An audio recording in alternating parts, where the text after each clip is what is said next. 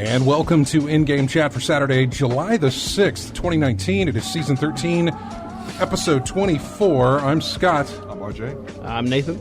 I'm James. And I'm Matt. And look at that. A big packed house out of nowhere. If you'd like to get in touch with us, our phone number is 334-272-9228. Check out ingamechat.net for all the links to get in touch with us. You can find us on Twitter at InGameChat. You can also find us on Facebook.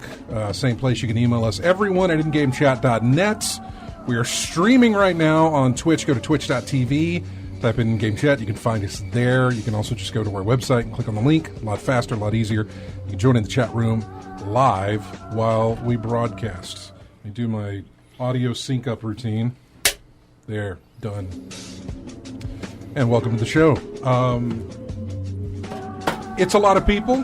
For those of you watching on Twitch, it's the best we came up with for how you could see us all in one area. So, God, where to start? What has everybody been doing? We kind of caught up with Nate last week. Of course, you had been playing Super Mario Maker. I think was the last thing that you had touched, messed around with. How's that going? Oh, gotta get this mic adjusted. A little rusty over here now. So it's been great. There's some super challenging levels that people have made. It's fascinating the degree of, How challenging are your complexity? levels? I've not made a level. You haven't made a level? So you just play other people's. You're not I just creating play your own? others. I don't plan on making my own. Do they still have the 100? Whatever it is. The Battle Rush? Yeah, Whatever? not Battle Rush, but it was like you had 99 lives. Oh. And you had to go through. I believe so. I haven't. Yeah. Literally, all I've been doing is trying to beat single player, which I've almost completed. Yeah. And then slowly been playing other people's levels. How do you have a single player in a creation game? It's a very it's its own little story. I mean, it's got a legit bunch of creative levels that they've made that are pretty difficult. Okay. Didn't that little Sackboy business on Sony have a single player, even Yeah. though it was a creation thing? It did, yeah. It did. What was that called? Little Big Planet. Yes. Little. Yeah. That was a good one. Oh, that actually is the name. I was like, that's. But you're right, that was the name. But yeah, no. Then there's some levels, like I said before, that are just you just hit one button and run, and just things are happening. You still got to figure them out. Yeah. Some of them are still puzzles. That's actually probably the coolest thing so far is how many puzzle levels there are that you'd be interested in that are not just Mario levels. You got to figure out the process to get through them. When to spin on this enemy to bounce you into. I've seen some. Not even that. They're mazes. Okay, mazes. Some of them are just like door mazes. level to, yeah. And then some of them are Mario Kart levels where you're racing. I've seen somewhere like Interesting. you can't touch the floor at all. There's some where have you to just continuously bounce. The ones I hate are the ones you can't jump. Oh, Those suck. do they limit you by just they don't allow Your the character? character cannot leave the air. Oh, So you have to figure out how to, and there's parts where you have to jump, but you have to figure out how to use the environment to pop you up, but never leave the ground. So then there's levels, and then Okay. Meanwhile, some of them you got to collect certain amount of coins. There was one I was playing this morning that I couldn't beat. You have 20 seconds to beat it, and you run the entire level, and you have to time all your jumps perfectly, and those are the really tough ones because you don't one mess up, you just reset. well, like I said, we'd caught up with you. We haven't caught up with James in. What have I been doing for the last 3 years? 3 years, yeah. So go ahead and get through this. Last time you were here was for Prey. Yeah. Did you finish that? Oh God, yeah. Okay. No, God, yeah. I think you had at the time that we had talked about it. I will finish every single game Arcane makes. Yeah. I love them They so much. Dishonored. Are they doing they're doing what's that other one they're doing? The time loop thing. Whatever. We saw at E3. Yeah, I can't remember care. the name of it. I don't care. Yeah. If Arcane makes it, I'll buy it and I'll play it like 3 times. Yeah, I can't remember the name of it, but yeah, they showed that off, and it was like, oh, that's it. Did you do Moon Crash? No, I didn't. I didn't really care about the DLC from that sort of stuff. Didn't do any of that either, No, yeah. because it's like fine and it's really cool, and I watched a bunch of people play it, but it's not what like really draws me But you did. to the game. You did the DLC for Dishonored. Oh yeah, Dishonored 1 and 2. Okay. Yeah, which actually I didn't. I guess Death of the Outsider wasn't really considered DLC. It was like a expandalone or whatever it was. Kind of. It was all right. It was the weakest of everything they've done, in my opinion. But I love their stuff. They make like that is everybody has a type of game that is most perfectly them, most perfectly suited to them as a player, and Arcane's style is absolutely mine. It's a shame there's not more of that, but. It doesn't sell, Unfortunately, yeah. It's critically acclaimed, really loved by the people who do enjoy that type of game, but they're expensive and slow and time-consuming to make, and they don't sell enough. So, And heck, how many things do we like that are just critically acclaimed, Yeah. but doesn't most of them, most of go them. to So. masses? Well, I guess Bethesda, as long as Bethesda keeps letting them, I guess, make stuff, make their games, I suppose. Because I know, like, how far can that go, How far can that go as a developer? Like, you keep making these great, and hey, look, critics love your stuff, people love your stuff, they love it, but they apparently don't love it at full price. Yeah. So how far can you take that? Yeah, they're also... Yet here they are, keep making Wolfenstein games that Yeah. aren't living up to the... Yeah, I mean, when's the Bethesda's next not one? making that; they're just publishing. Yeah, but they dole out the money. They Yeah. decide whether or not it's worth Like paying the actual money or fronting the Bethesda money, made stuff. To me, everything looks the same. and it's like, not good. It's like the Telltale games, right? That they had that one engine that they used until like the end of the Until they died? Until they the company die. disappeared. But I mean, that's how I feel like Bethesda is. They have their engine that they just every single game is that they make looks the same. The characters look the same. Yeah, but they had a good run there for a while with... And now I'm drawing a Oblivion blank. and No, not Skyrim Oblivion. and- It was whatever. They were releasing in May every single year something new, and we got Wolfenstein was the first. Not the first, I think. What was it? They revitalized another one, didn't they? Is it Doom? Well, they That's went more back- recent. Yeah, Doom is more recent. Doom was like the last one. Then That's Wolf, 2016. I thought was the first one, and then there was another one I thought that they brought back, and we were really impressed. I mean, Wolf surprised us. Yeah. And then they did it The again, I first one. thought, with another one. But I can't remember what it might have been. It wasn't Doom. I thought it was 3 specific games. Maybe it was Prey. Maybe it was Prey that came out, and or I don't think it was Dishonored. I will say that all 3 of those were not expected to be good. Mm-hmm. And all 3 of them were amazing. So, Maybe just our expectations need to be lowered. well, I mean, there's a lot of reason to believe that we should lower them. Yeah. Yeah, I don't know. I think that's probably it. Because all 3 of those games were expected to be pretty poor. They showed pretty poorly in their early previews. People didn't like or understand them very well, and then all 3 turned out to be amazing. So, I mean, Prey had some weaknesses to it, but it was really solid. I loved it a lot. Yeah, I'm looking them up now. It was Wolf, and there was... You're going to talk about Rage, right? No, I wasn't talking about Rage. I have no clue. You're playing Rage, aren't you? Or did you play Rage? Me? Yeah. No. You didn't? I never played any of them. Yeah, I don't know. I don't know what it was. I'm looking here and I see The Evil Within. I see Dishonored. I see Prey. I see Doom. I don't think it was a Fallout game because I know it wasn't Fallout 76. So I can't remember Not what Brink. it was. Yeah, no, it wasn't Brink either. God, I did play Brink. I played Brink. I did too. Everyone. It was a shame that it didn't kind of Turned out liked it a better. little I did bit. too. Yeah, not at full price, but I did like what I had played when I eventually did pick it up. So anyway, not sure what that was. All right. So what's recent that you've been doing? I've seen you do Hitman and Final Fantasy. Yeah, Hitman 2, I got in the sale. I love the Nice. first one. Yeah. Yeah, it's being a real pain right now, though. I'm having it's crashing a lot on me. Oh. The second one, I'm getting a lot of CTDs. I'm still trying to figure that out. Making me really angry because I love. If that happens know. like during your elusive target, I would. Yeah, I know. That's why I haven't.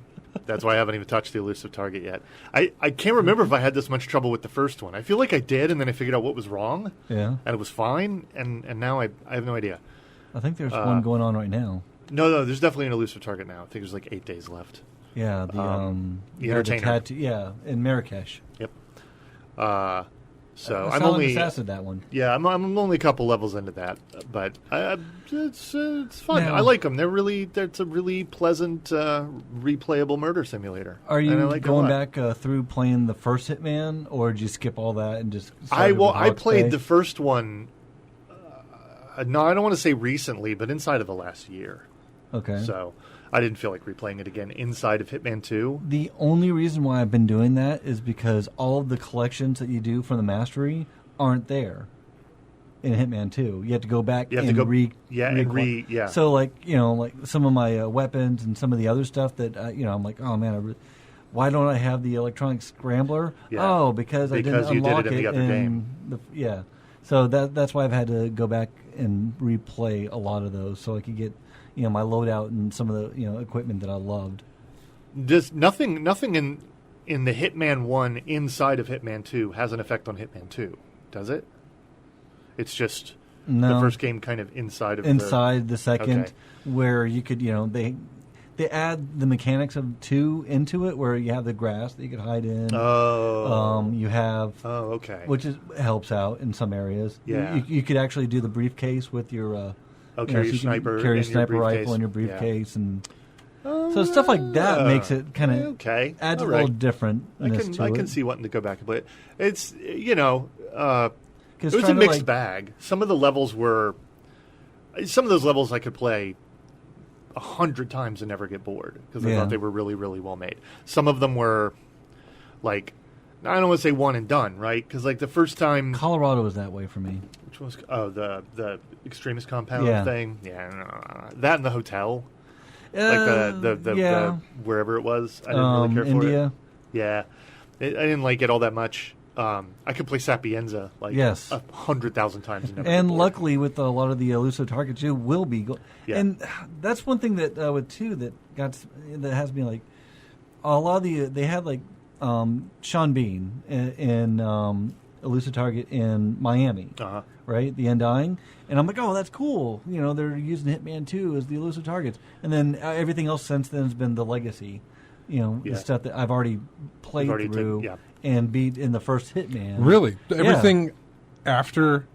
They brought back Sean Bean for the Undying Part 2, I guess, so that like you could assassinate him again for the people that missed him the first But everything time. else has been rehashed? Everything else so far has been rehashed, except I'm wondering if they're going to do Gary Busey again. But I mean, like it's been in like the one that's going on right now is in Marrakesh, which is a Hitman 1 level. The one before that was, I think, in Paris. The one before, so it's all Hitman 1.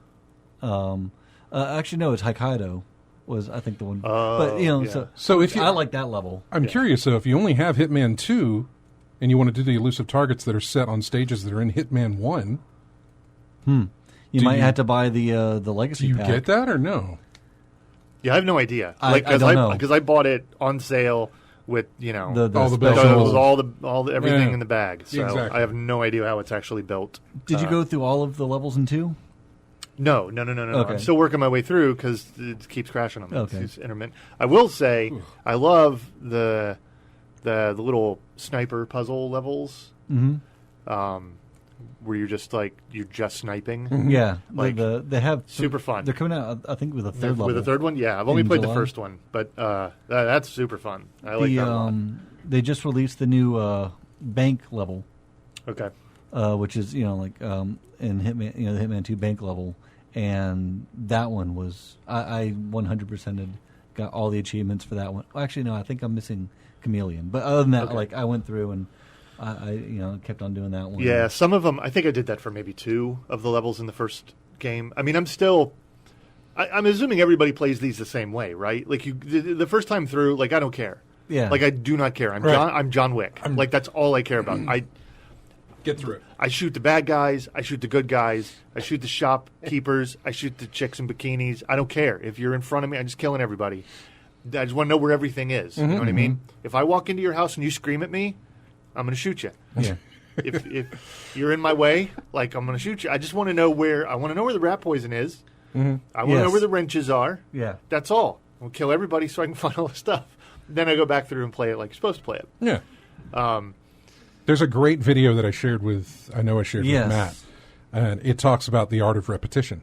And it uses Hitman as the example of the art of repetition, which is when you're put into that when you first start out a level, it is probably one of the most sloppiest completions you will ever have. Lowest score, whatever. You play it again, You get gradually gets a little bit better. Yeah. And then by the 5th or 6th, 10th time, ever how many, Right. 25th You are maybe a in my silent yard. assassin. I mean, Yeah, you starting at Yeah. the finish line as Neo.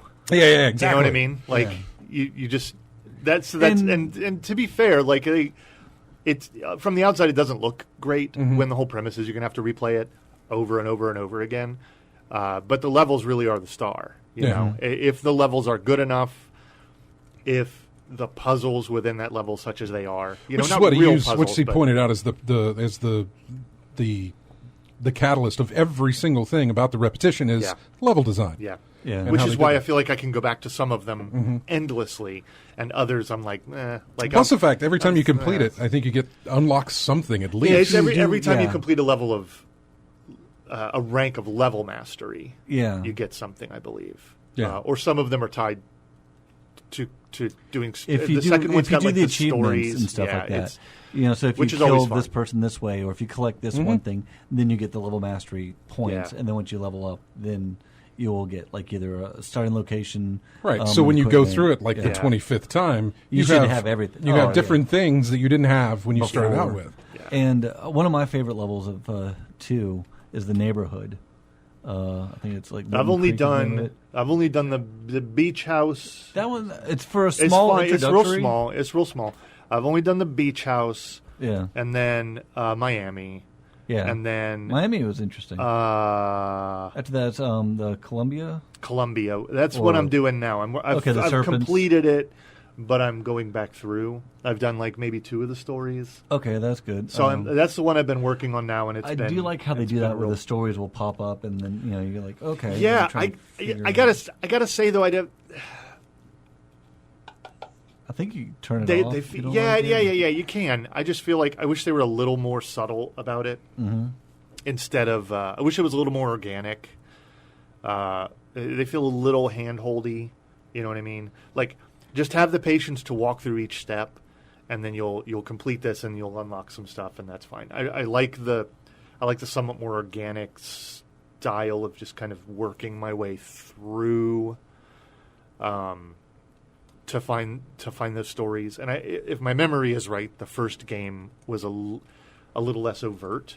I think it was. It was just more like if you pick up on the stories, then good for you.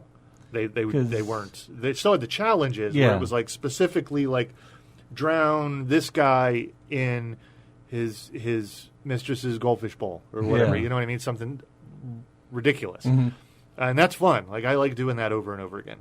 The stories seem a little too just like deliberate walk through. You just got to do it exactly like this, and they're kind of okay. But I like making my own stories in a proper murder simulator. Did you? Which it is for the most part. Yeah. Did you do the Hitman 1 DLC? The second mission. Yeah. With the virus. Patient Zero. I did. I had a lot to drink when I did that one. So, like many things that I have played, I know that I did it. I really couldn't tell you the first thing about it. Other than apparently the reason why my account thinks I played When through did it. I get that achievement? Yeah. I don't remember. The reason why I brought that up is just because. Well, a lot of times it's like, when did I get this game? Yeah, that's the other Right? one. How yeah. many times, like, there's a Steam sale, right? I'm going through and it's like, ooh, I'm going to see how much. In library, what? When did I get this? I don't know. When was the last time you bought a bottle of wild turkey? The reason why I brought that up is because the very last mission took place in Hokkaido, Japan, and the virus kind of breaks out, and you have to kill the infected people. Yeah. And if you just wait long enough, everybody on the map gets infected, and I would do that. I would just let everyone get infected and just kill every last person. Yeah. And try and see if do that without getting spotted or Yeah. No, it's just fun. It's pretty good fun. It's really good. I honestly, it's exceptionally good stealth gameplay that doesn't break down entirely when you decide to just chuck it out the window and become John Wick. It's I remember I used to get really, really, really, really disappointed in the older days of Splinter Cell. Mm-hmm. In the first couple of games, you remember if you ever got spotted or had to go into actual if you actually wound up in real combat, you were done. Yeah, that done. one in You couldn't Pandora shoot Tomorrow straight. did very good as far as you keeping that aspect. Yeah, so something that allows me to sort of approach it however I want, and for what it's worth, Hitman doesn't exactly. Well, it kind of punishes you because you get a 0 ranking, but you'll get some XP, right? You kill a bunch of people, and you do it just in your suit, and if you just storm through like a terror, you beat it. It's fine. No insta fail stuff. No forced kind of hand holding in terms of how you want to proceed through the thing. I mean, sometimes there is because you have to have different whatevers to get into a certain place or stuff like that. Otherwise, though, this is real good, top notch stuff. They can keep as long as they can figure out levels. Yeah. Because I'm assuming there's a story. Sometimes there's cutscenes and people are talking. I have no idea. So I don't care. Yeah, I know. I don't ignored care. all of that. Just show me the picture of the people that need to get dead. Yeah, I want your level design. Yeah, let me go. And as long as they can figure out how to make good levels, they can keep making these. I don't care. 5, 6, 7, 8 of them. I don't care. This exact style. Don't get cute. Just keep doing this once every 2 years. So much better than Absolution. Oh, yeah. Prior to this, Hitman really was Hit or miss. really uneven. Yeah. Blood Money was good. Absolution Yeah, Blood Money was pretty good. Blood Money was really good, actually, for the time. No joke. Still wish we'd get another Splinter Cell. It's been Yeah, I know. what did we looked this up? 2012, What, Blacklist? No, Blacklist was 2015, maybe. Yeah, it was 2015. I think it's 2014. 2014, maybe. Blacklist. Maybe. It can't be any older Wait, than let me that. put It ain't 5 years old. Let me put now. Splinter Cell in front of it because it's a stupid TV show. Well, let's see. The Blacklist says it's 2013. How is it? What? 2013? How? What?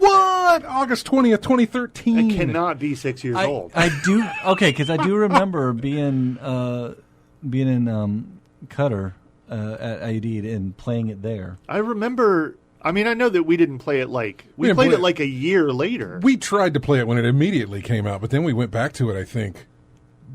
I don't know how much later, Yeah, but we it was went like a back to it year. later. It was like Yeah. a year. What's really That's crazy when we is went back to it, and you and I tore through all the co-op stuff. I know, which was great. Which was amazing. That was great. It was amazing.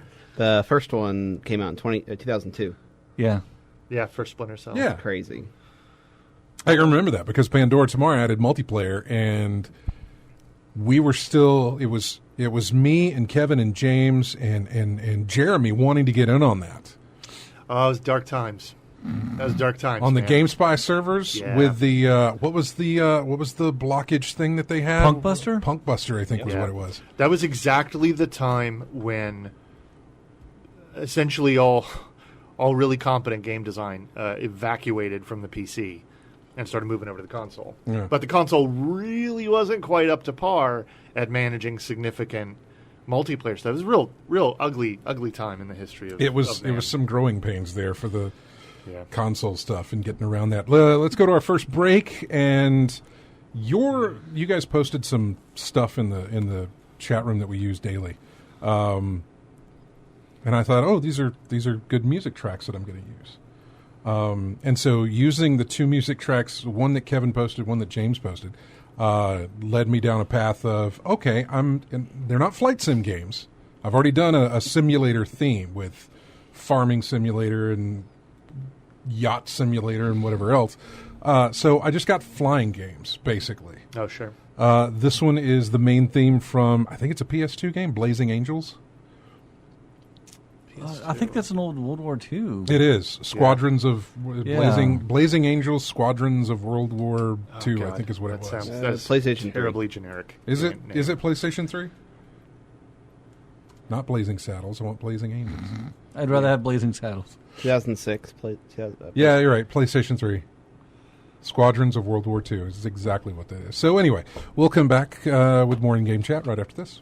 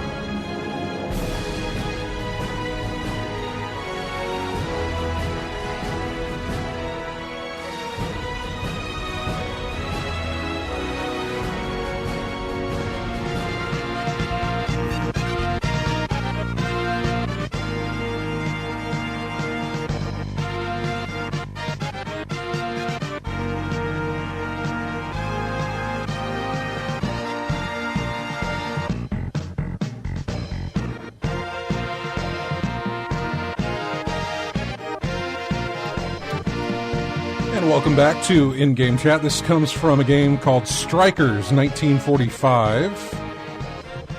This is a game that was on PlayStation and Sega Saturn from 1995. Developers were Psycho, Psykyo, and Zero Div. I don't know. Looking up stuff, I was just like, hey, there's one. You just made up everything you said. Exactly. That's not even the game. Strikers 19... No, it is. It's a game. Nope, your traditional old school vert shooter. Oh, it is. Look at that. Yeah. Okay, I see now. Yeah. Let's talk to Chris real quick. Hey, Chris. What's going on? Sounds like y'all got a full house. We do. We have a very, very big house. We got a lot of people, not enough mics. Well, Platinum Bloodstain Ritual of the Night just a few minutes ago. Ugh. Yeah, we just saw I saw the Facebook post. You got a 100% of the map, right? Yeah, that was the map, and then later on I got everything and got the Platinum Trophy. And how long did it take you to get all that? Might as well say 60 hours. It was just under 60 hours. Yeah, see, I got the game, but I haven't started yet, so I wanted to go what I was getting in for, because I've been so preoccupied with a couple games I've been playing, but I do want to start playing into that, so 60 hours, yeah. Yeah, it'll stick in its claws until you once you get into it. You don't have to worry about wanting to stay entertained with it, and like the other ones like that. And you're playing that on the... What are you playing that on? PlayStation 4. Okay, yeah. See, I don't want to start and then like stop and then get out of sorts and then try to hop back into it later. So if I want to start, I probably want to get... What would be distracting you? What would be distracting me? The desire to play the other, like Samurai Showdown, for example. Trying to get back trying to learn all I can with that, because it's still new and everyone's trying to get all the techniques down in that. So it would be something that would take me away from there. But Bloodstained would sound like the type of game I would like to get fully invested in for a good long time before I start playing something else, which I would typically play games really. But the worst is when you like get into something like that, then stop for a while, I know. and then try to get back in there. We have to relearn how to operate. Your muscle things memory's like gone. Your exactly. controller memory, whatever that is, Yeah. goes away after a while. Well, Chris, thanks for calling in and giving us an update. All right, I'll talk to y'all later. All right, man. All right, now take care. Bye. What have you been playing, RG? Well, Samurai Showdown, I guess? Of course, that's Samurai Showdown, of course. I'm still trying to learn some stuff in that game. Still playing with character Tam Tam, which I'm hearing is a top-tier character, and people are upset about that. But I've been playing with this character since 1995. I don't see any reason for me to stop now. So I'm going to keep playing with him. Is there a change? Well, the only changes really is some of his attacks are different from they were back in the day, but he's still a range character, play keep away, keep people out. Mm-hmm. I mean, he's one of the tallest. He's the second tallest character in the game, and he has an attack that reaches across the screen.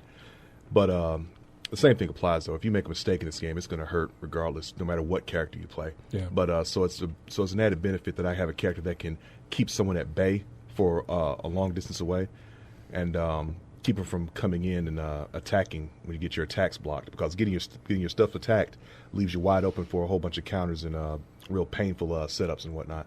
So it's good to have someone who can keep him away like that. Yeah. It's probably why he's top tier in the game so far. Outside of that, a little bit more of Grand Theft Auto Online. We've got some double money tasks they put out there. Yeah. With the gun running and the cargo shipments, you can get double money this week, so it's pretty easy to get. I think you get some money with Twitch Prime. I think Twitch Prime gives you a $1.2 million GTA bucks for linking your account with that. So I don't know when it ends. Maybe the 8th, I think. Probably the end of their cycle this week. Probably about the 8th, I think. But if you got a Twitch Prime account, you can link your GTA Online account with it. It's $1.25 million credits given to you for that. So if you got, I don't know if that's big in the world of. Not really. Okay, I didn't think it was. But it's better than nothing. I mean, I get it. Yeah. I mean, it can take a minute to get that much money, especially if you don't have a lot. And I know they've been dropping the price on the game and stuff to get new players in. But it's made to where it takes a lot of time to get that much money. I mean, you have to spend a lot of money to make money, regardless. So you have to put a lot of investing into stuff like that. And with 1.2 million, you could probably get yourself a small warehouse, start building up crates that way. Start small, start selling small, save every money, and then build up to get another one later on down the line. So you can at least start something if you're new to the game that way. Yeah, but that's what I've been doing, getting those double money tasks. And I've been playing a little bit of Mortal Kombat 11. They had the 4th of July tower. NetherRealm Studios usually has a holiday tower, and for this one being the 4th of July. So the theme is basically firecrackers all over the place, bombs going over the screen, distracting you, things that will hamper your game. Like the one tower I was on, the last enemy had 2,000 health when you normally have 1,000. So you had to do twice as much damage to your opponent to get the win. Mm-hmm. But while you're trying to fight her, someone's throwing red, white, and blue smoke bombs all over the screen, so you can't see anything going on the screen. So while you're getting pounded, don't know where it's coming from. And when the smoke clears, now you're down 800 health, wondering what happened because you couldn't see it because the smoke bombs was in the way. So after a few attempts and everything like that, I was finally able to get through that. I got some skins and rewards, things like that, money for the crypt, little bonus things like that. So it was pretty nice going through that. And I expect another one, not for Labor Day, Halloween. Halloween, they really go all out for the Halloween tower. You know, jump scares, spider webs, sudden pitch blackness, things like that. You know, Halloween themed stuff. So I expect a good one come October from them. All right. Yeah. Cool. Matt, what about you? Saw that you were playing Detroit Become Human, so I decided to... You decided to fire that up, yeah. Finally beat it. And what happens? I bought that game $20 for Black Friday last November. And then this week, PlayStation Plus, it's now available. And then I start playing it after it's available for free. At least we get the soundtrack, and I think Heavy Rain. You get the soundtrack, the soundtrack to Detroit Become Human, the art files. You get Heavy Rain and 2 themes to go with that. But Heavy Rain wasn't that already given away for PS? Yeah, PS Plus. Yeah, I think I already had that. Probably. I didn't. But when I clicked on that, it downloaded like 5 different downloads, and I got them all in there now. I will say, what I've played of this, I like it much better than I did Beyond Two Souls, which was their last one. I still haven't played that. I really liked Beyond Two Souls. I liked it. I liked Heavy Rain much better. I hated Heavy Rain so much. Just for the fact that there was more branching. We're just opposites on that then. I liked Heavy Rain, but I didn't really care for Beyond Two Souls. No, I think I remember this being a thing like years ago. I was the only person that I hated every character. The game itself functionally wasn't the worst thing in the world. Yeah. I hated the writing, and I hated literally every. I was trying to find a way for them all to die. I wanted to kill every single living thing in Heavy Rain. That is possible, isn't it? I don't know. If it was, I couldn't figure it out, and I didn't want to go back long enough to to make it happen. I could not stand that. Okay, game. I'll figure this out because I think I couldn't stand the narrative, couldn't stand the characters. Thought it was. There's awful. enough endings that's probably one. I'm thinking Jaden, Scott, Meredith, the kid, of course. There was another character in there. I'm trying to think, but. There probably is a way for everybody to pass on to that game. I'll look for a video and enjoy it. I think that's the same way with Detroit, though. I think you can kill every single character. But I think Connor's the only one that comes back as multiple models. Whereas if, when you did all of your characters survive? No. Same here. So. But that was interesting. But it's enough. There's especially at the end of it when you see the paths. Yeah. And I'm like, wow, okay, I could easily play that again and pick something different and go through it.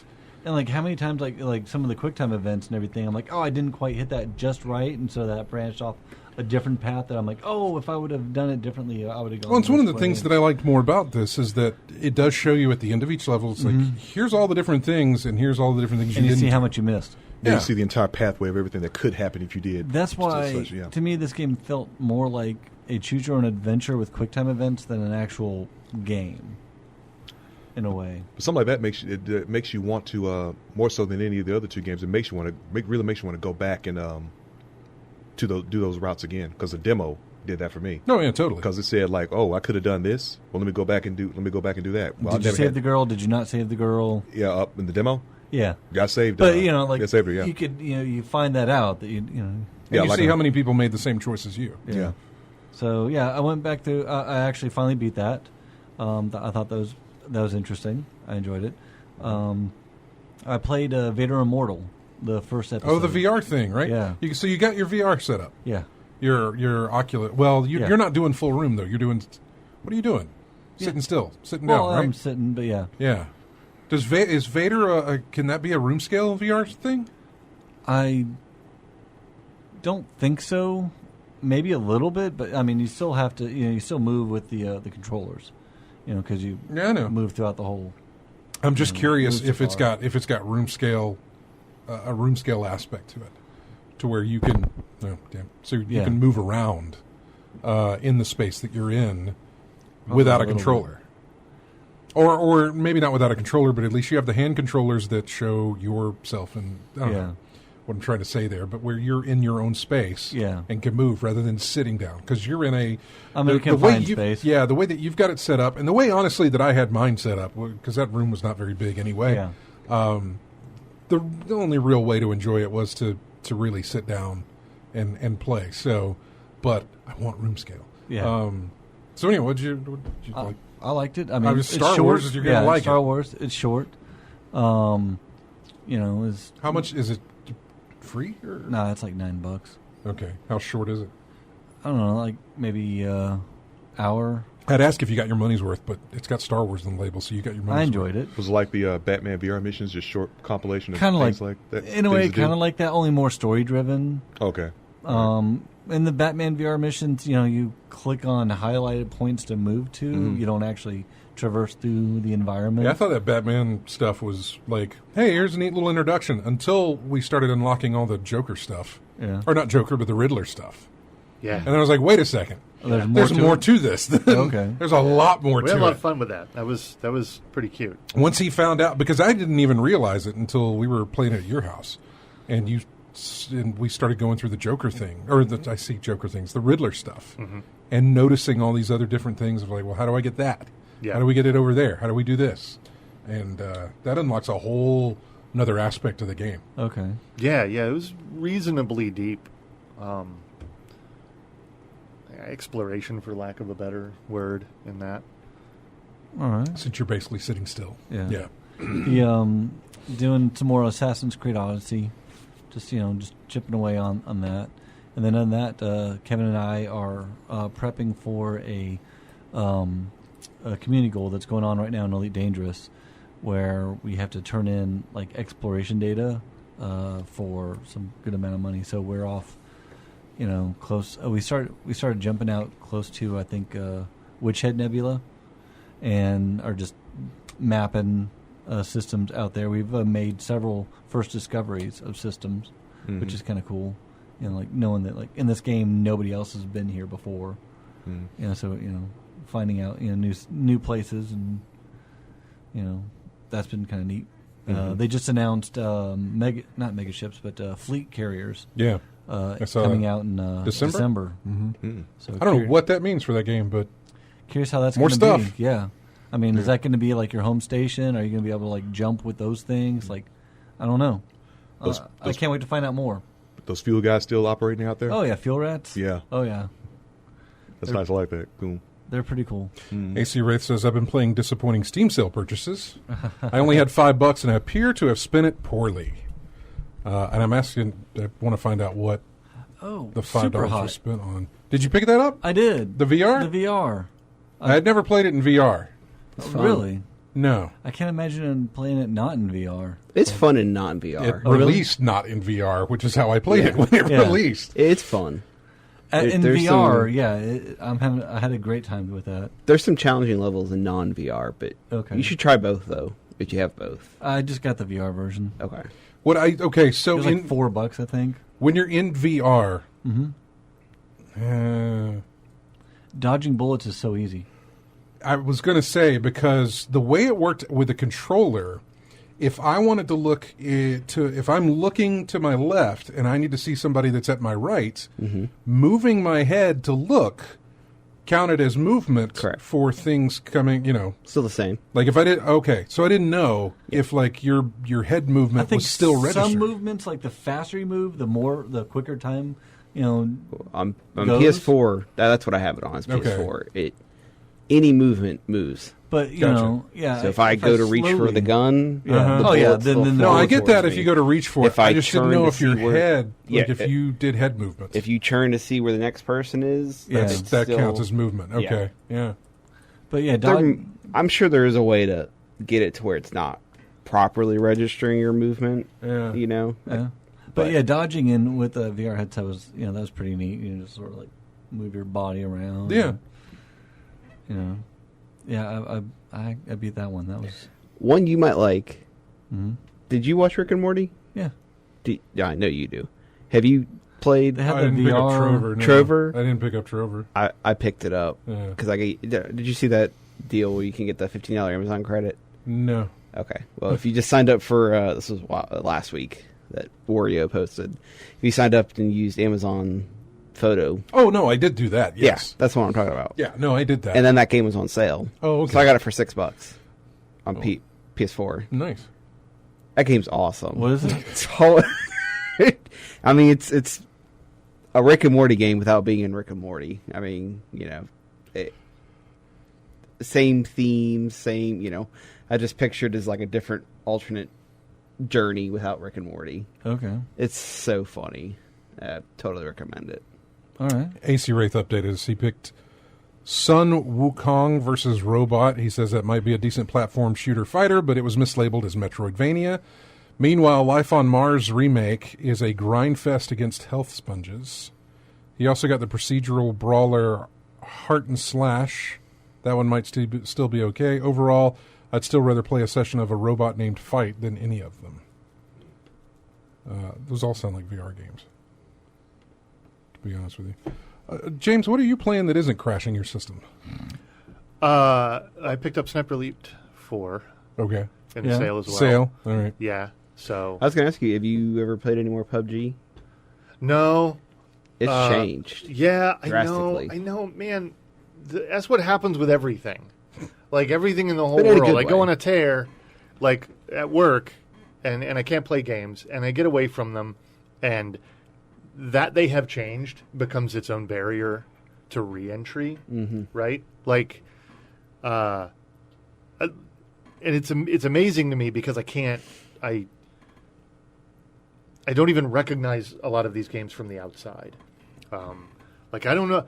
I don't even know what Destiny is anymore. Like I'm not even sure if it's a first-person shooter anymore. I just read the subreddit, and I'm like, I was playing this 6 months ago before I stopped having days off, and it's going to change again. And then now I look at it, and I only recognize every other word people are saying about it. I'm like, that's it. I'll come back. I'll come back in September and do that whole thing where I spend a month trying to figure it all out, and then leave again. And then leave again. So. Yeah, there's that I've got installed. Don't know what's going on with it. Don't know how to play it.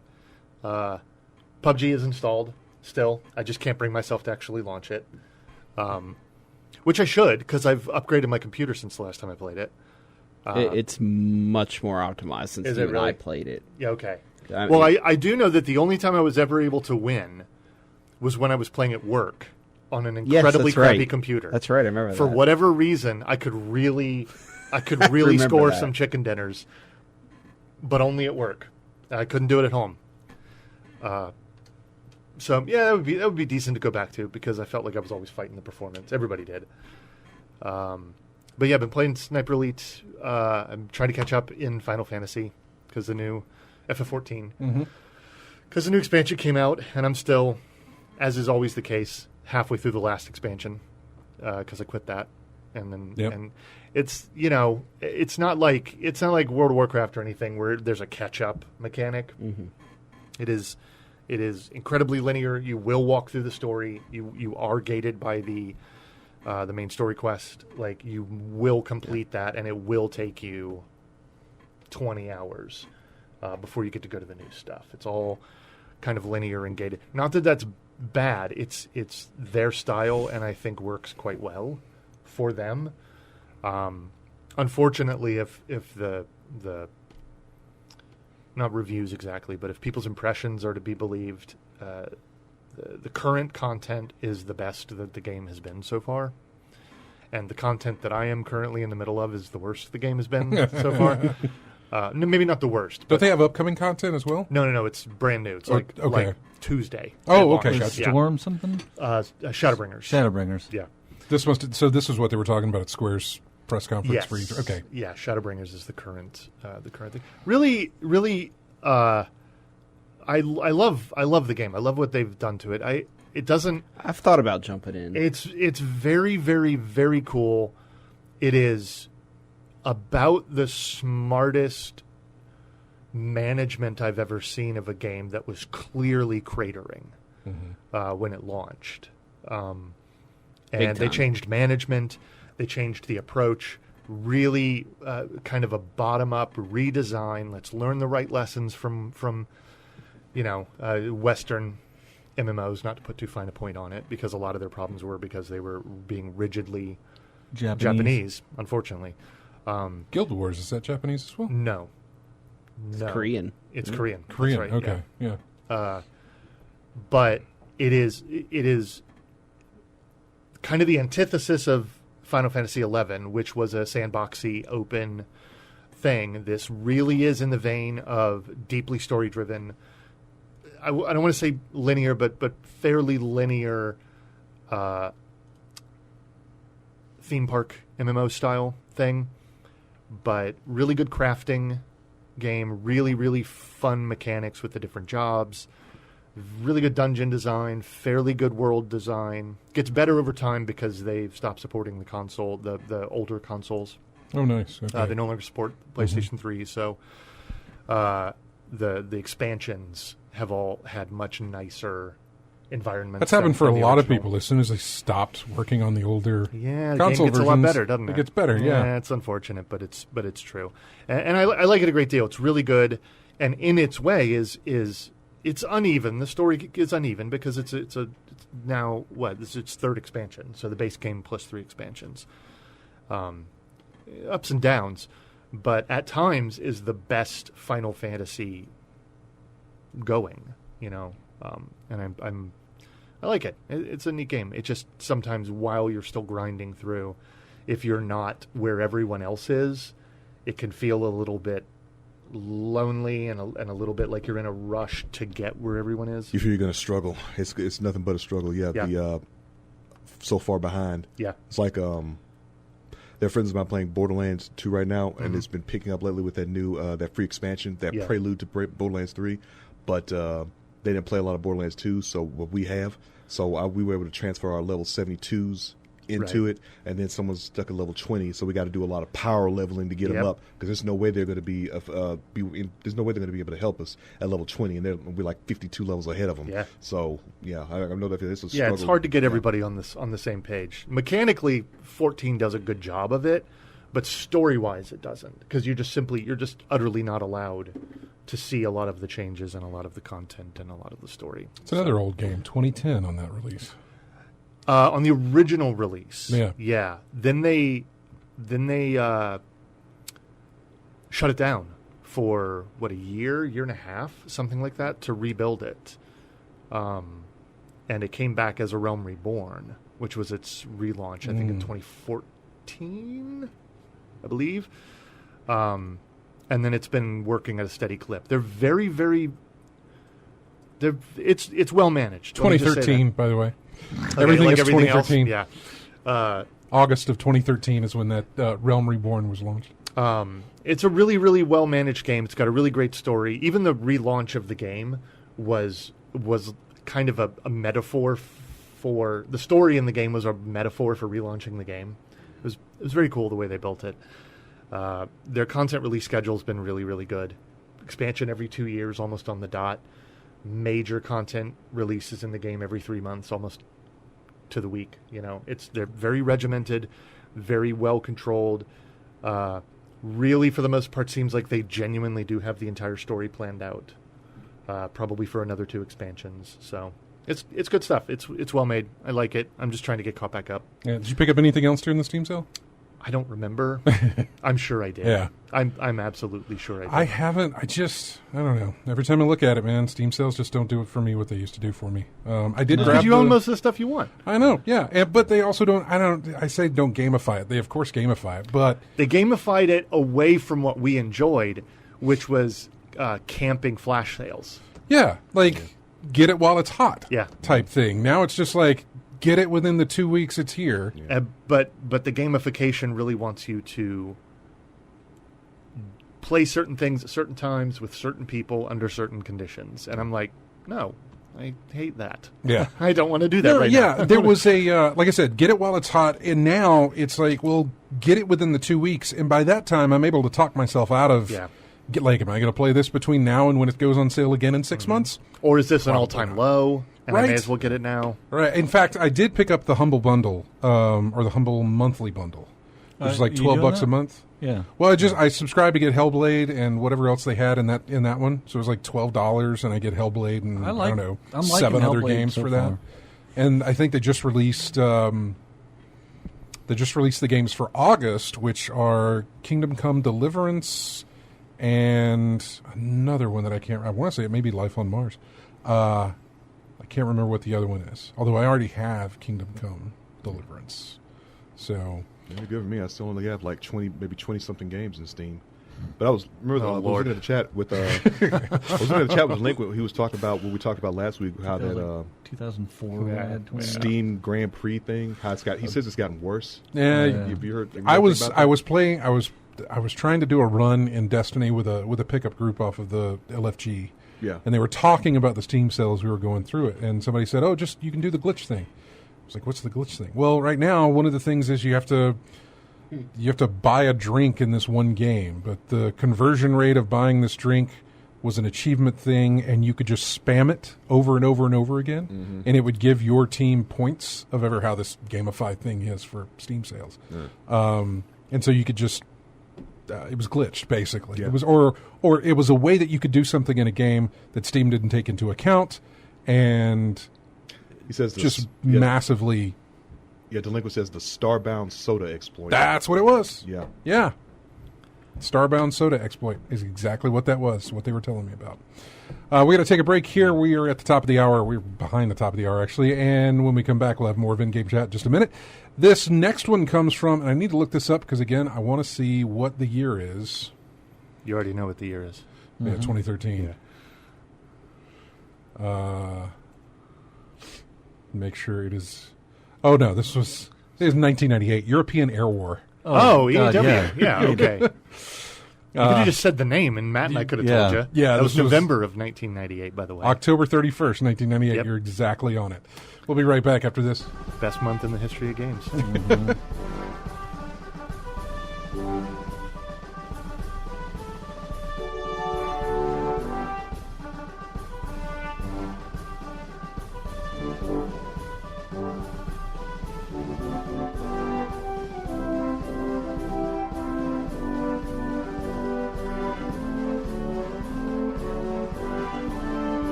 And welcome back to In-Game Chat. Music here from Wings 2, Aces High, which I think is the one you put in there. Old SNES game. Old SNES game. World War I game, not a World War II. 2013? Yeah. Yeah. I think that's when everything came out. Originally made in 2013. So back in time to 1990 or something. In one of the breaks, in our first break that we took earlier, we talked about Arkham Origins and said, "Oh, when was that?" And turns out that was 2013 also. So found a lot of games. 2013 is the new 1998, right? Yeah, that seems to be the case. One thing I wanted to ask you, James. Hey, did you ever mess with the WoW, the vanilla WoW? No, public testing? No. But like, I mean, I know you've been there. Yeah, I played vanilla WoW at launch. Oh yeah, like I was there, and it is, to me, it's still one of the definitive, not just MMO or multiplayer, but definitive gaming experiences. Absolutely, like of all time. But something. But going back to it, yeah, I have no interest in it. Like I have no interest in it at all. A lot of it was.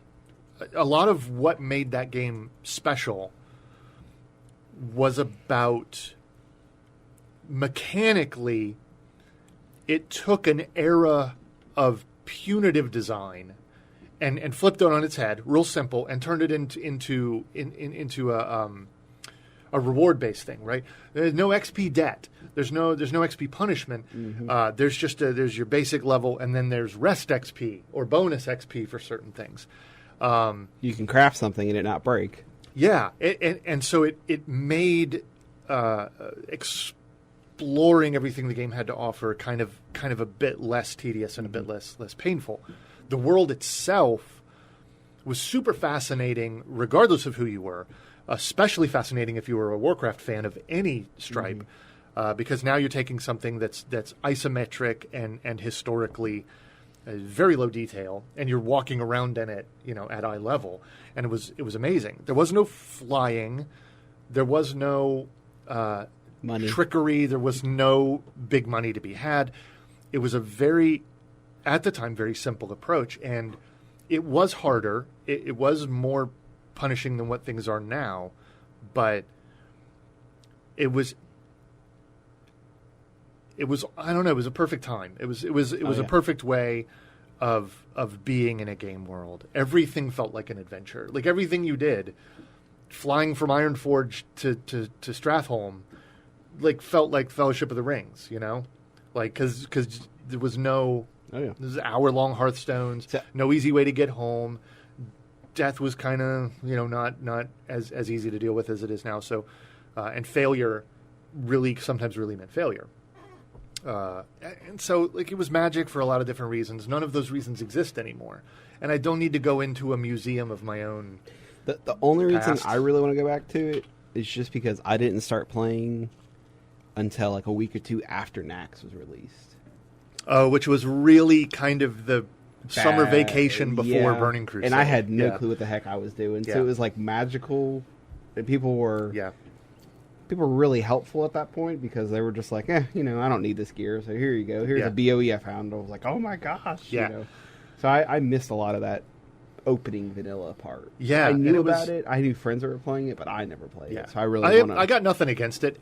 I just there's not a thing in the world there for me. Oh yeah. Like now, if somehow classic WoW or vanilla WoW or whatever it is represented a brand new fork, basically a reset of the entire WoW universe. Like if they wanted to get me back to playing it, they would have to drop a nuke on World of Warcraft, roll it all the way back, and then go a different and then kind of go like a different timeline, but sort of the same. Rely on a lot of the same things, but take everything that you've learned and maybe go a different path.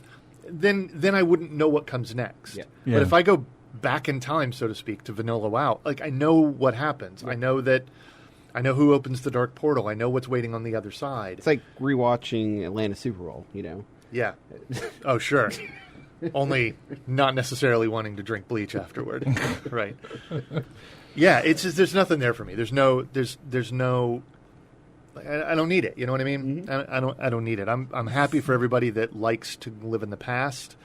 Sometimes I'm like happy that for going back is different. I mean, Yeah. to me that was slightly different than like replaying, like a classic game from '98. Yeah, that's not. or, No. That's exactly right. It's not like replaying Half-Life. Yeah, It's like it's not like even replaying Warcraft 3. Yeah, Right? Mm-hmm. Which is amazing. That you can replay that over and over again. It's really fun. It's got a really great story. But this was more about, like I remember in the beta or like right after launch when Jeremy and I were playing it, like I don't know what was I had my little dwarf dude, my little dwarf hunter that's I still got, main man, like walking into Ironforge and just like my jaw dropping at the sense of scale, which nobody had ever done anything like that. Mm-hmm. Somehow wandering onto the tram, like traveling down to Stormwind, getting completely lost, and legitimately we were scared because we had no idea where we were, no idea how anything functioned. I just was like, this is too much for me. Like, this is too much. I'm just going to hit my Hearthstone and go home. I just want to go home. Like, I've seen too much. It's more than I can take in. Yeah. And so much of the game was that for a really long time. It's impossible now. So I think, like what you said, before that, we're all looking at a bird's eye view of the world. Yeah. Yeah. But to finally have your perspective change like that is just literally and figuratively. Yeah. It was a big deal, and I have no interest in going back to it anymore. And I remember it fondly, and I'm happy for other people to do it. I'm not even saying it shouldn't exist. It's not for me. It's not for me. I've seen some videos of Elite Dangerous when it first released. Oh yeah, and like going back in seeing how everything was in that game. From the updates where we're at now, and just it's two different games. Yeah, it is. Or 3 or 4. How many, variant, we've been through since then. But like, with WoW, you have like all those different expansions, all the different world-changing events. I would also argue that Blizzard have been very poor stewards of their own product, for a lot of different reasons, but the fortunes of any particular class, or any particular play style, rise and fall too much. I mean, they can change dramatically within a particular expansion, and even worse over the course of many different expansions. It's kind of a really stressful. Do what? Over one patch. Yeah, over one patch, which is really. And I think if you could chart the variation in play style and design of all of those classes over the entire thing, it's preposterous. They change them so drastically and so often that the churn from changing them must be their goal. Their goal is never to make things work right. It can't be, because nobody's that incompetent to take that many years and still never find like a good balance. Mm-hmm. Again, just because like I'm a fan of it right now, I think, and it has essentially no PvP, which is another big thing. It's another big point of balance. But changes. the consistency of things in Final Fantasy is really good. Like, it's nice that, there have been some expansions where the playstyle I like hasn't fared quite as well. And again, their class design is much simpler, much more straightforward. But that's neither here nor there. What I know is that I like my little mans, right? My little 2-foot tall black mage. And his playstyle changes a bit from time to time. But for the most part, like, it's pretty well maintained, and I can find a lot of joy in it. One thing I want to ask you real quick on Final Fantasy, do they have any, like, free up to certain levels, or do you have to just straight pay? I think so. 30, I'm not 20, 12? I don't know what it is. Yeah, it's something like numbers. that. They also do base game includes everything up to the current content. I played it on console. Yeah. I never played it on PC. It is subscription-based. As a change of last week, this was April of 2017. You can now play freely up to level 35, but beyond that point, you'll need to pay a subscription fee of at least $12.99 per month. Yeah. Okay. I mean, it's your typical... That level may have changed since then. I have no idea. Yeah, I'm not sure just because I don't really know. I do know that... Unlike a lot of other things, you like, there literally is no point in, for example, having Shadowbringers right now, because of the way it gates content, you can't even get to it. I would say,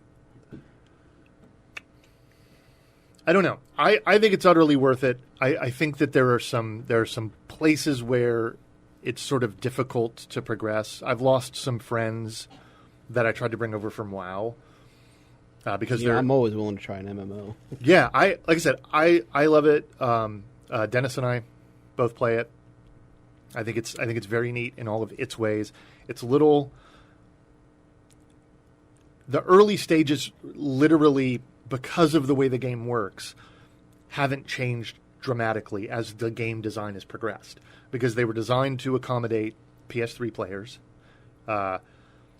It was designed around a certain kind of progression, so it really is like stepping back in time when you're a low-level character to a certain degree, and there are stretches of gameplay that are mandatory. They're absolutely required to move on to other things. It's all story-based. It takes a long time. A lot of people hit a wall with it, so it's not just like you spam random dungeons until you're level 70 and let's go raid together. It doesn't work like that. But I like it. I don't really try to sell it very much. I just try to explain what I like about it. There are no, I don't know, the sandbox MMO is dead, right? That's what I really want, but they're dead. 11's dead. Star Wars Galaxies is long dead. Oh, yeah. EVE Online is a Old Republic's still going around. Old Republic's not a sandbox. Old Republic is a fishbowl. Like the concept of like player made, go out there, do whatever you want, like the old days of EVE Online. Yeah, that would be great. It's not out there, so I'm old. I like my casual MMO. I like Final Fantasy. I think they do a lot of cute and clever things. It's got really good design. It's got some of the frankly best translation team I've ever seen in my life. Like the story is actually told very, very well with humor that's really on point. It's good. It's good Final Fantasy. You know what I mean? In lieu of a more classic style Final Fantasy being available, it's actually just a very good Final Fantasy. Nate, an MMO that you could go back to that I don't think you've ever played and that is absolutely free. You may have some hoops to jump through. Oh. City of Heroes. I actually did play it. Did you? I did. When it was released? It was at some point after I had been playing Burning Crusades. Someone told me I should try it. Yeah. So that's a weird left turn. Yeah, it is. And I tried it for like a month and then went straight back. Yeah, well, City of Heroes' best life was from about March of 2004 until the 3rd of November 2004. Yeah. Because it really was, I hate to say it, it was a waiting room for a lot of us that had already played like the beta, like there's a lot of people had played the beta, and wow, when we would go to the City of Heroes forums and be like, I just want to let y'all know that you're playing yesterday and there's something coming out that's tomorrow. Like this is, and City of Heroes really was in a lot of ways the best version of yesterday's MMO. Yeah. Or the most fun, I guess I should say. But it was very punitive. Yeah. Especially the higher you got. Yeah. Yeah. It was a real shame. Yeah, one of the things about City of Heroes that got me was that you can get up to a point, level 25, I believe, where you could when you not got to solo. level 25, you hit a wall. You were not from what I felt like. When you hit level 25, you are not advancing further unless you were with a team. Which was the halfway point of the cap, exactly. you know? And then the struggle, like the struggle, the hill got steep. Yeah. Struggle was real. Well, I mean, again, it's another example. That game would let you have 3 things that weren't even really quests, but were the closest thing you could get to quests at the time. You had like a maximum of 3. WoW was like, here's 20. Like, here's 20. Just take that. And that was a huge change, right? The whole thing's quest-based. The whole thing is big chunk XP. Very little just... You don't get from just fighting randos. Yeah, you don't kill the street. same rat 100 times in a row, you know? And again, City of Heroes was still doing that. It was built around the concept of, well, you just go kill these guys out in whatever place where it was, right? Yeah. And nobody was online, right? Because I worked a stupid schedule. Everybody else in the world worked normal schedules. I worked a stupid schedule. So I'm out there with my little scrapper, killing the dude.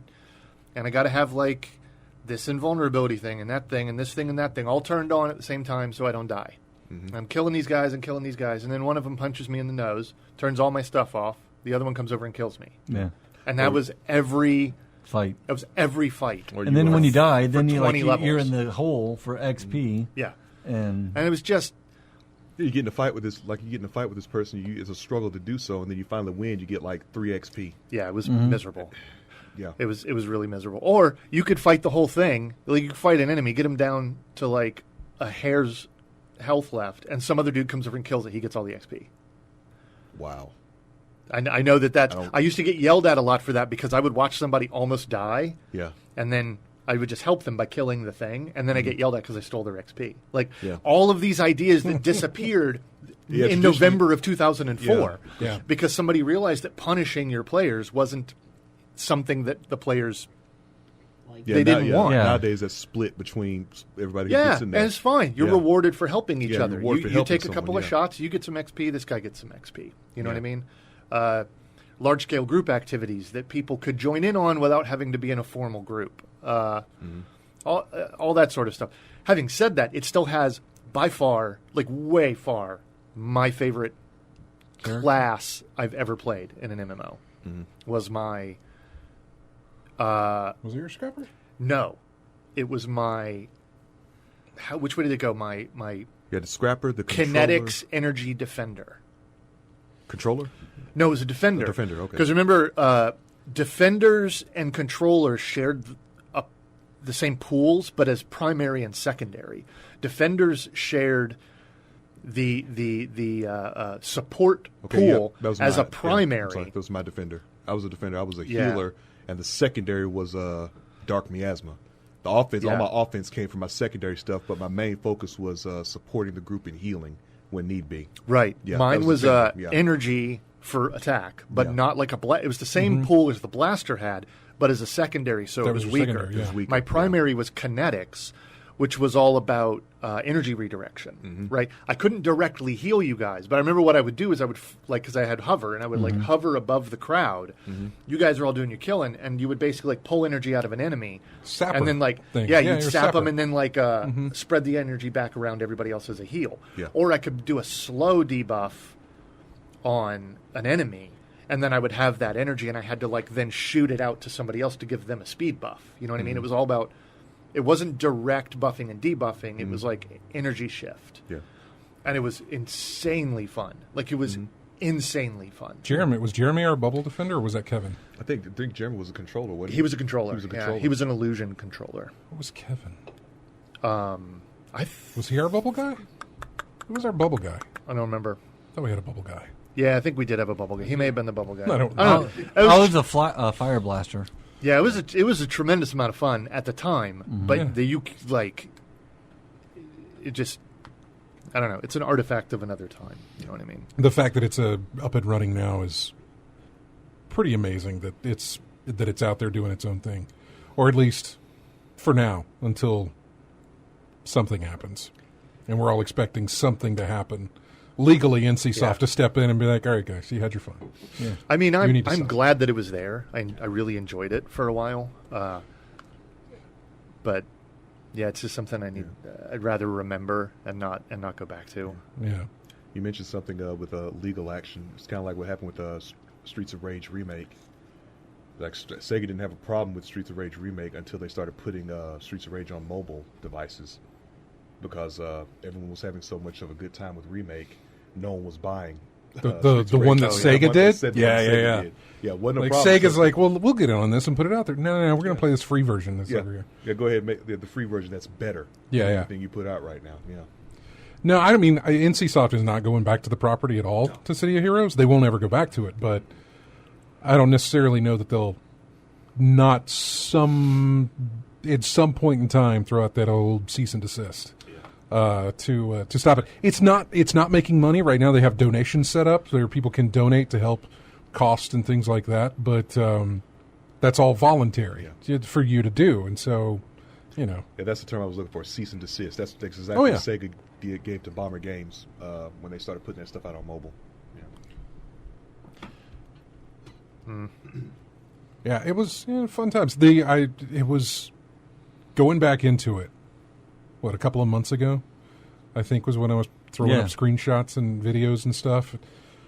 I mean, I knew that character creation system was deep. Nice. But this was, what, I don't know, 13, 15 years later, something like that, since it was shut down. So there was the memory of it. Never being, and like this, normally your memory doesn't hold up. Like the nostalgia factor, you go back to it and be like, boy, this is crap from what you remember because you held it in such high regard. But instead, I went back and I was like, oh, this is more robust than I remembered. Now, did they give you access to all the stuff they added later? So yes. The capes, the different... So it was even more robust than I remember because now there were gigantic wings and tails and all sorts of the amount of different full-on outfits that you could have were stuff I don't even remember because I'd stopped playing it after a while. I was there for whenever they shut it down. I think me and Jeremy joined in on that, but I hadn't gone through that whole thing in years. I remember mine was pretty simple, just a one-piece outfit with a hospital cross on the chest, right? But there was a lot of things like that. Like I remember I made a blaster with just a normal outfit, but instead of normal arms, I put like cybernetic arms because the story I made up was something like a cybernetic something to help control. That was really one of the best parts about that game was making up your story. Making up your story and everything. It was really cool. Every now and then you get a little message from someone like cool story because you could highlight someone and read their story. My scrapper got a lot of compliments on the way that I'd written his little profile. And I miss that. So I even think about that a lot sometimes. Yeah, because you could come up with a story right now. Think of something right now. Oh yeah, to put in there. They'd let you write your own story. Let you write your own story in that thing. It was fun. Write your own background, and it was nice. You did get compliments off that. But I do remember the tails and horns and things like that. I don't remember wings though. No, they got wings. But they got wings now. Was that like a City of Villains edition? Probably. Yeah. City of Villains like that was like that. Because now you're as a controller or defender or whatever it was, where you have such a big deal. Your minions. Yeah. Oh yeah, minions. Yeah. That you would have. I think as Dark Miasma, you would have these shadow creatures that could come and Dark Miasma. What I remember was a long distance sniping attack. You could have these. But as you upgraded that power, you had like these little shadow creatures that would join you. I remember had kind of like in Ghost. No, mine had like these little. A portal would come out, tentacles would hold someone in place. Oh, yeah. That was one that would hold someone in place. I remember that. Yeah. Or something along those lines. Not like I said, all my offense was from Dark Miasma. I didn't use it much because I was focused on healing more than anything else. That and teleporting. And group teleporting as well. Yeah. So, yeah. No, they've unlocked everything. Even the stuff that you would have to... Because I went out and I rebought the game whenever it came out on, I don't know, Collector's Edition, because it came with a different power, and it came with a HeroClix figure and all this other stuff. Right. HeroClix, man. I think that stuff's still going on. I don't know. But all of that stuff is now in the game.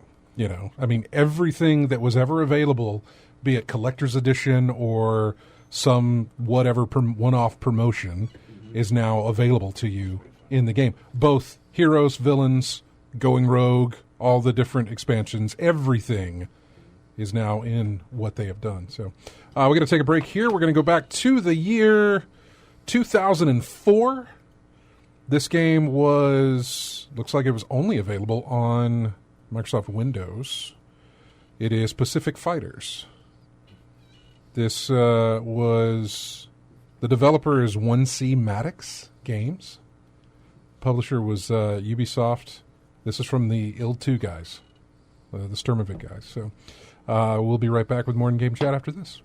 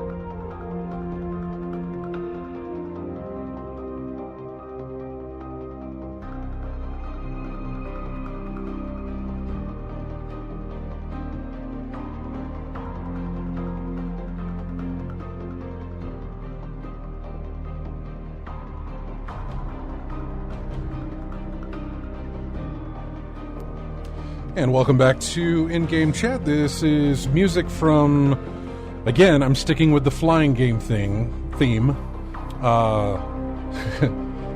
Hawks. Tom Clancy. I'm sorry. Tom Clancy's Hawks. HAWX. Yes. 2013? Oh, boy. Let's see. No, a little earlier than that. Right? Yeah. Early 2010? 2009. Okay. March of 2009. Now, when did Hawks 2 That was right come in the out? middle where everything had to have an X in it, or the kids wouldn't buy it. Hawks 2 came out a year later? Yeah. That fast? Yeah. That's one of the few Clancy ones that Steam doesn't have. I haven't seen Hawks on anything. No. That's another party. They have In War? Yeah, I have it on my Steam account. I had forgotten about Hawks till I typed in like flying games trying to come up with some music stuff, and I was like, "Oh look, it's Hawks." I forgot about that. So yeah, you're right. I don't. Anytime the Tom Clancy collection rolls around, I don't remember ever seeing Hawks in there. Rainbow Six, usually Siege now instead of Vegas, which is another fun game that was a nice little group play. Were you the one that mapped your face that was all freaky? Yeah, I was. Well, he was the only guy that had the camera. He was the only guy that had the camera, yeah. It seems that it was on Steam, but it was removed due to using real-life jets. The licensings ran out. Really? Licensing on the jets? Yeah, that would make sense. Man. Lockheed, McDonnell Douglas, and all them. I would guess so. That's an aspect I never really considered. Like I get licensing on music and properties, but I guess I never considered jets as being a property. It totally is. It is an IP in a way. It is. No, that's terrible. That is. That's terrible. If your tax dollars go to pay for something that's going to be put into the military like that, you ought to just be able to use it, put it in a video game. Yeah. Let's see. What else? Anything else? So we talked about PlayStation Plus. The Remedy got the rights back to Alan Wake. I don't know what they're going to do with it, but they got the rights back. I guess Who that had was it? Microsoft, I believe. Okay. Yeah, Remedy Entertainment's just earned its royalties for previously published games. Yeah, that doesn't give me any. It was working on Alan Wake 2. Things didn't pan out. have now reverted to... Okay, so the publishing rights for Alan Wake have reverted back to Remedy so that a possible sequel to that game could actually come about as opposed if they decide to to go there. Nightmare? Right, yeah. Originally, they couldn't do that because the property was owned by, or at least published or whatever, was owned by somebody else. And so they would have to get permission to be like, can we work on this thing? No, we want you to do something else. This got posted an hour ago, but Batman Arkham Collection for PS4 leaked on Amazon. A listing. You know what? I've been down... I already have them. Been down the Batman. It's like, obviously it'll include the Return to Arkham games, which, whatever, I've got those on my PC. I'm not saying it's for us. No, I get it. No, I totally get it. It's just they're still trying to milk that franchise. Oh, yeah. Because Rockstar is doing whatever Rocksteady is doing whatever Rocksteady is doing. Two different people. Two different Rockstar. Oh, no, yeah. Well, I was going to say developers Bebop, for the... whatever. Now, I'm wondering what that Arkham... Whenever they talk about Arkham collections, man, they usually don't include Origins because that was not Rocksteady. They usually include Origins because that was a Montreal, I believe, WB Montreal. It appeared on Amazon UK, and it showed Arkham Asylum, Arkham City, Arkham Knight. Yeah. Yeah. That's what I figured it would be. Didn't they already have trilogy. that sort of PS4? Like in the cover art looked like a playing card with the Joker and... That's the Return to Arkham. That's when they did sort of the...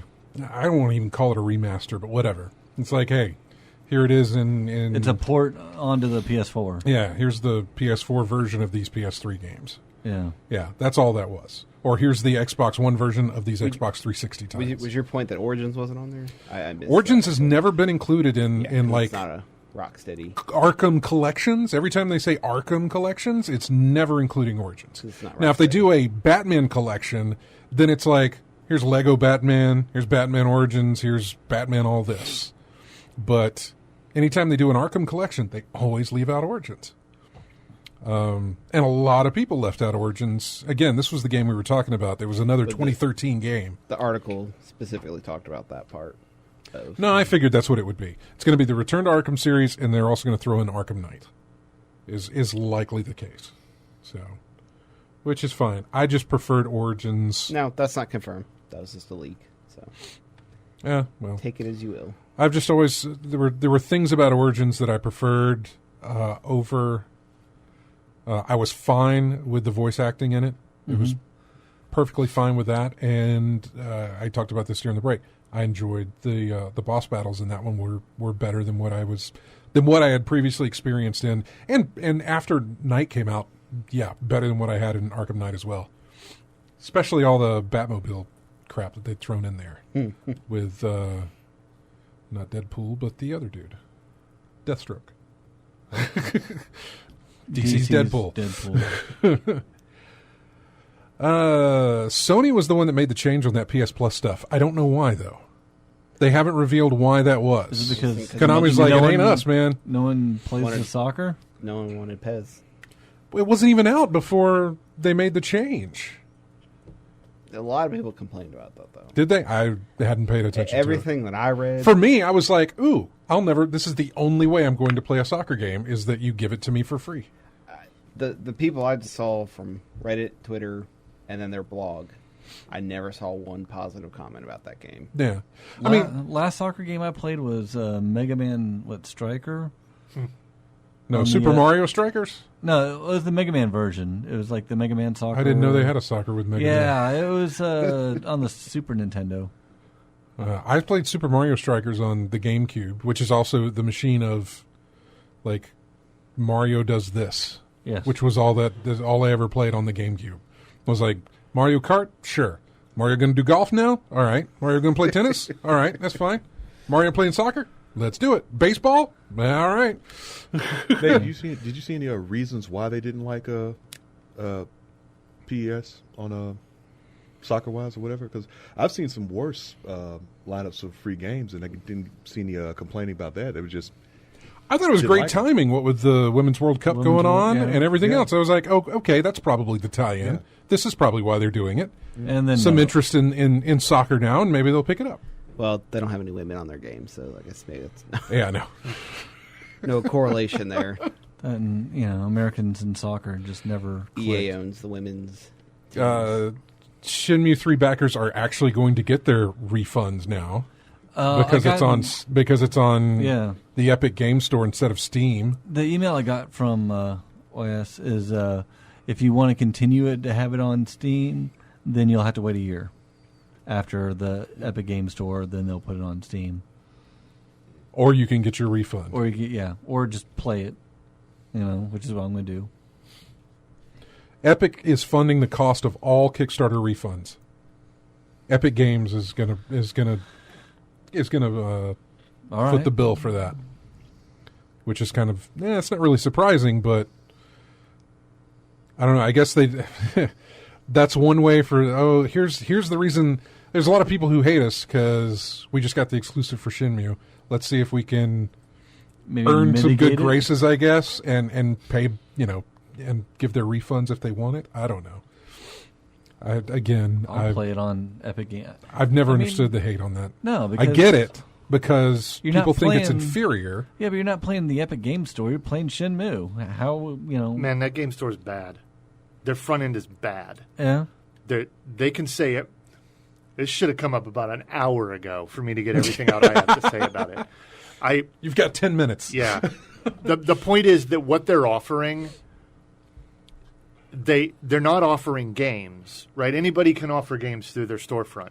Their storefront is absolutely hideous. It is at a minimum quality for operating as a storefront. It's not particularly secure. It's not really easy to use. It doesn't support DLC very well. It doesn't support reviews. Its package management is terrible. Like literally everything you could want from a storefront. And I don't want to hear that like they just spun it up so you got to give it time. No, you don't. Like this isn't 2004 where Valve didn't know what they're doing. Where digital storefronts were a new thing, right? If you're going to launch a storefront, you need to have your business together, at least somewhat together, right? And buying exclusivity just to put it on a terrible storefront where they really just want you buying, I don't know, hokey cartoon packages for their stupid cartoon game. Like, it's wretched. If it was just another reasonably well-designed store, I could think like that's not that big a deal.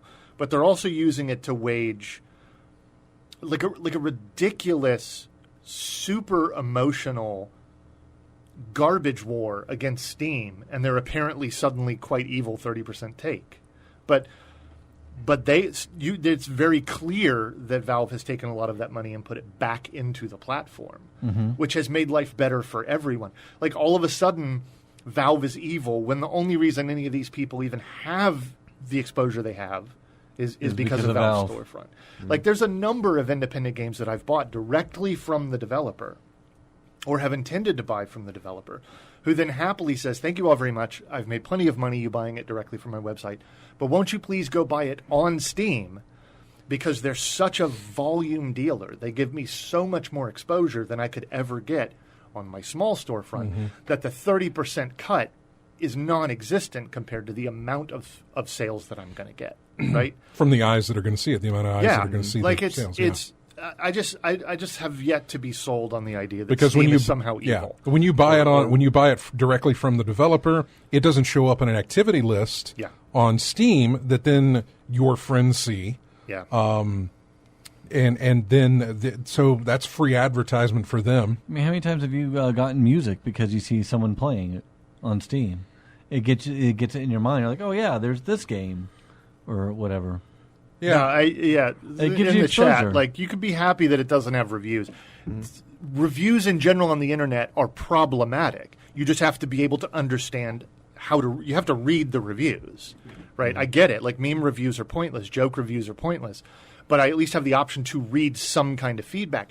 It also promotes reviews from people that are in my friends list, right? And those are people who I obviously trust. They've played the game. I get to see what they do.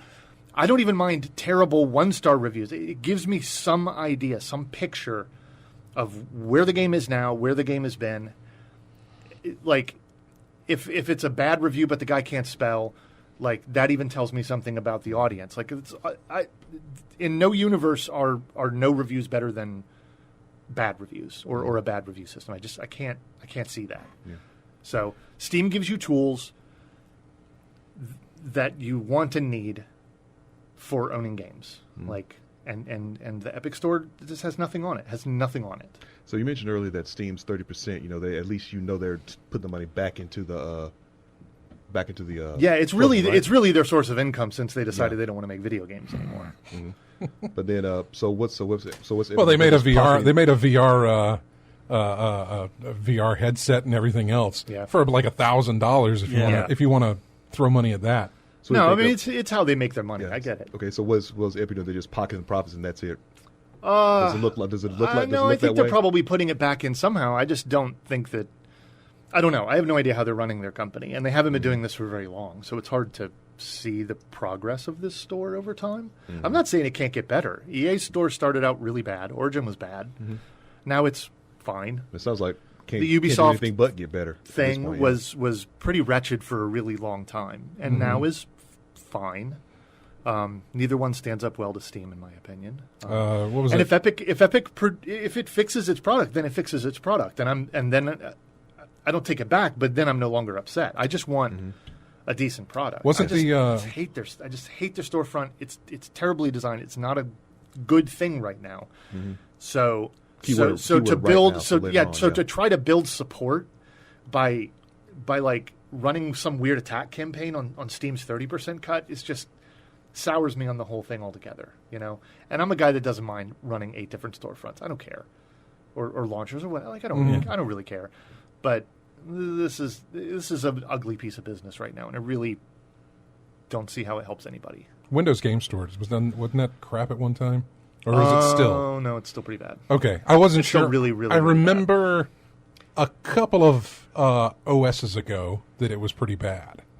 It's terrible. Okay, it's really terrible. It's hard to search. Mm-hmm. It isn't categorized particularly well. It still doesn't manage package updates even remotely as well as any other store that I'm aware of. It's just ever so slightly less onerous than. Isn't that how you guys got Sea of Thieves? Store. Yeah. So I don't know. It's whatever. I don't do any of this out of loyalty. I really don't care. I have never had any sort of platform loyalty at all. I just know like which products work, which ones don't, which ones cause me a problem. And if they can make some improvements to it, great. I'll get on board. But right now, it's yucky. Yep. And not for nothing, man. But when you pledge support through a backer-funded project, with the whole promise being you're going to get X, Y, and Z, right? And then nearing the point of delivery, they take a hard left turn. And they're like sneaking off like a cartoon villain with a bag of money in each hand. Like that's a bad look too. You know what I mean? You need to follow through on your promises. If you want to move forward, only selling it on this whatever thing, then whatever. You do what you want, but that's gross, man. They've I done understand this people that were angry about previously, and I don't think it was a backer-funded campaign, but Metro 3 was another thing that. Exodus. Yeah, Exodus was scheduled to be available on Steam and within just weeks. Yeah. They had the sticker on somebody peeled the sticker off the backs of the box. It's like, oh, there's the. What's the typical excuse they give when they make that left turn? Like it says, like due to sudden something. What was the excuse they always give? Like something changed financially, and we had to go this route. We understand you're upset, but in order to get this game out, we had. We talked about this before. For who's the? I don't know who the publisher is on Metro. Deep Silver. Is that right? I don't know. I can't remember who it is. I don't know what the publishing arrangement. The best way I look at it is I look at. I think 2K did this a while back. Yeah, maybe. Yeah. I look at Three Fields Entertainment, who did Dangerous Driving. Yeah. Which was the whole Burnout thing. Okay, yeah. They took the Epic Game Store exclusivity. Mm-hmm. Benefits them. They get more money back. They're locked in for a year. Whatever the hat of money that Epic gave them is good for them. But they didn't say it was going to be on Steam or anything like that. No, that was never the case. They never did that. Yeah. Yeah, they never came out and said we're going to be on this platform or this platform. Yeah. We'll be on PC is what it said, and on console. Mm-hmm. So them taking the money hat from Epic is one thing. It's good for them. They're a studio of 7 people, self-publishing. This is good for them. Borderlands 3 is not. 2K is fine.